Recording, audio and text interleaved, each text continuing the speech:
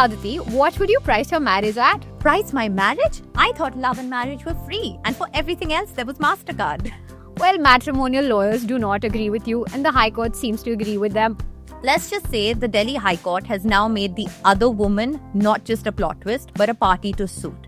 Yup, the Delhi High Court has turned heartbreak into a cause of action. Right, the judgment in question passed in September 2025, where the wife had sued her husband's mistress not for adultery, which as some of you may know has been decriminalized, but for a tort of alienation of affection and sued for damages.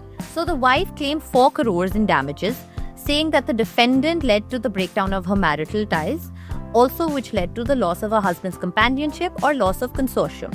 So yes, one could argue that she did put a price on her marriage.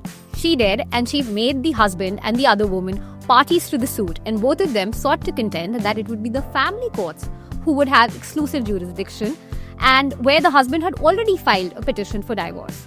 But the High Court held that a civil suit was maintainable.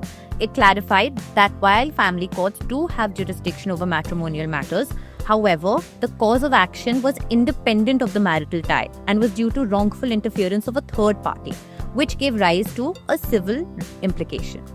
So in Joseph Shine versus the Union of India, it may have decriminalized adultery, but it did not give one any right to enter into an intimate relationship outside of your marriage, thinking that you'll be free from any legal or civil implication. Right. So the origin of the tort is the US civil law jurisprudence, where you had a series of torts called heart balm torts, which basically meant a balm for your broken heart. Money being the balm, because of course you could get a better husband or wife. In this case, there are 3 ingredients that are to be seen. 1, whether there's a valid marriage. 2nd, that there has to be willful interference in the said marriage. And 3rd, such interference should lead to the loss of companionship.